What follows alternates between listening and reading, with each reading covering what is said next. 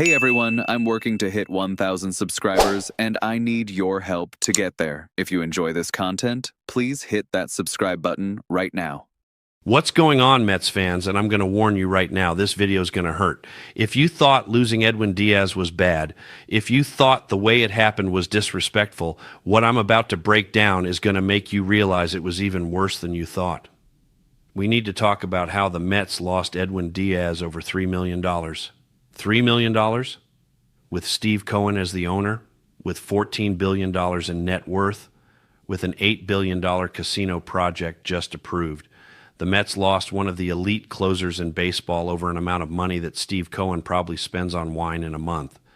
Hit that like button if you're already furious, and stick with me because the details of how cheap and petty this front office was are going to blow your mind. Let's start with the numbers, because the numbers tell you everything you need to know about how badly David Stearns screwed this up. Edwin Díaz signed with the Dodgers for 3 years and $51 million.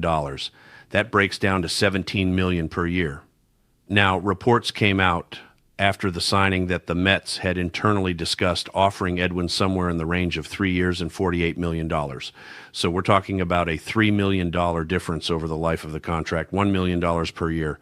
That's it. That's the gap that couldn't be bridged. Now, I want you to think about Steve Cohen's net worth for a second. $14 billion. Let me put that in perspective for you. If Steve Cohen lost $3 million today, it would be the equivalent of someone worth $50,000 losing about $10.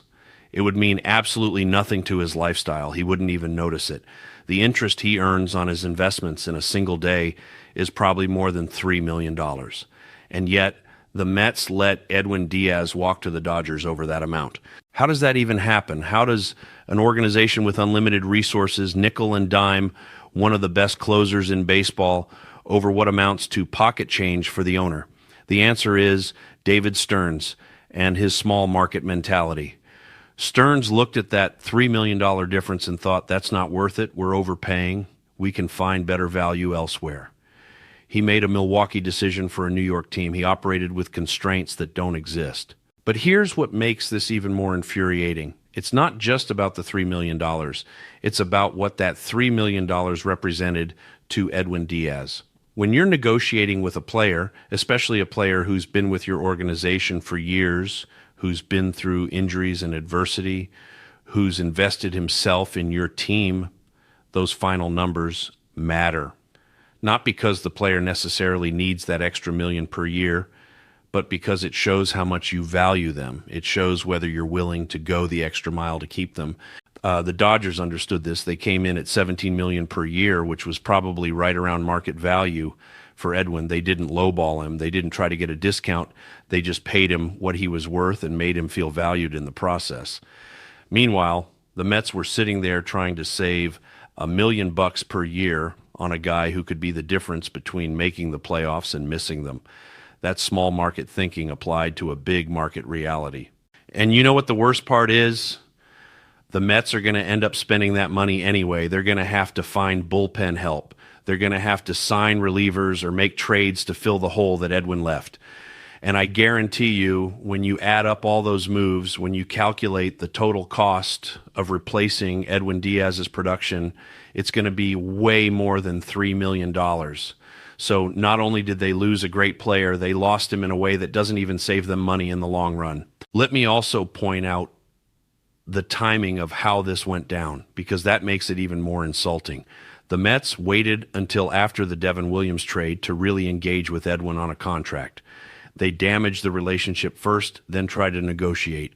So by the time they were having real conversations about money, Edwin was already hurt and frustrated. He was already thinking about leaving. And then when it came down to the final numbers, the Mets couldn't even close a $3 million gap to salvage the relationship. Think about what that tells Edwin Díaz. It tells him that even after everything he's been through with the organization, even after they mishandled the Williams trade and damaged the relationship, they still weren't willing to pay him full market value. They were still trying to get a discount. They were still more concerned about saving money than keeping him happy. That's a slap in the face. That's telling a player he's not worth paying fairly for. And this is where David Stearns' Milwaukee background becomes a massive liability. In Milwaukee, you have to fight for every dollar. You have to negotiate hard.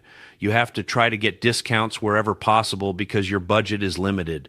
So when you're $3 million apart in a negotiation, you dig in, you hold firm, you try to get the player to come down. But in New York, with Steve Cohen's money, you don't have to do that. You can just pay the extra $3 million and keep your closer. You can prioritize the relationship over the savings. But Stearns couldn't do it. He couldn't override his instincts.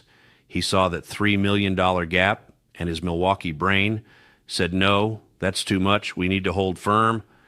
And Edwin Díaz walked. And now he's closing games for the Dodgers, while the Mets are hoping they can piece together a competent bullpen from whatever's left in free agency.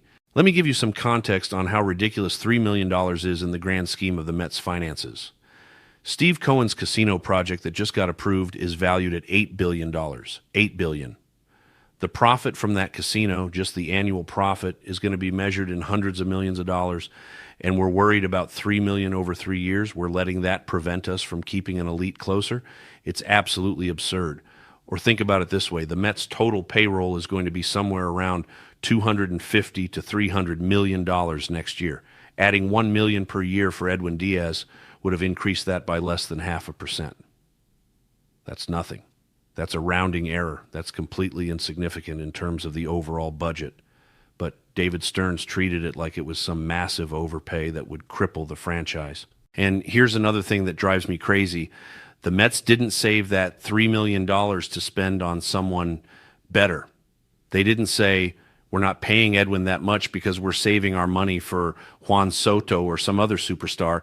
They just saved it to save it. They made a small market decision because David Stearns can't help himself, even when it makes no sense in context. You want to know what the Dodgers are thinking right now? They're thrilled. They just got one of the best closers in baseball for basically market value, and they got him because the Mets were too cheap to pay an extra $1 million per year. The Dodgers have wealthy ownership too, but they understand that sometimes you just pay the guy. Sometimes you don't nickel and dime. Sometimes you recognize that the relationship and the production are worth more than the small amount of money you might save by being cheap. But the Mets don't understand that, or more specifically, David Stearns doesn't understand that. He's so focused on maximizing value and finding inefficiencies that he can't see when he's being penny wise and pound foolish. He can't recognize when saving a small amount of money is going to cost you something much more valuable. And this is going to have long-term consequences because every agent in baseball now knows that the Mets, despite having Steve Cohen's money, will nickel and dime you in negotiations. They'll try to get discounts. They'll let players walk over small amounts of money. That reputation is going to make future negotiations harder. It's going to make it more difficult to sign free agents because players and their agents are going to know that even with unlimited resources, the Mets are going to try to lowball them. Edwin Díaz should be a Met right now. There's absolutely no reason he shouldn't be. The money was there. The need was there. The relationship could have been salvaged if they had just paid him fairly. But David Stearns couldn't get out of his own way. He couldn't override his small market programming. And now we're watching Edwin close games for the Dodgers while the Mets try to figure out how to replace him with some combination of cheaper options that probably won't work as well. So here's what I want from you in the comments. Does it make you furious that the Mets lost Edwin Díaz over $3 million? Does it change how you view David Stearns and his ability to do this job? Because I'm telling you right now, when you lose star players over amounts of money that are completely insignificant to your owner, that's not smart baseball operations. That's incompetence disguised as analytical decision-making. Hit that subscribe button for more content exposing the dysfunction in this organization. Drop your honest thoughts below.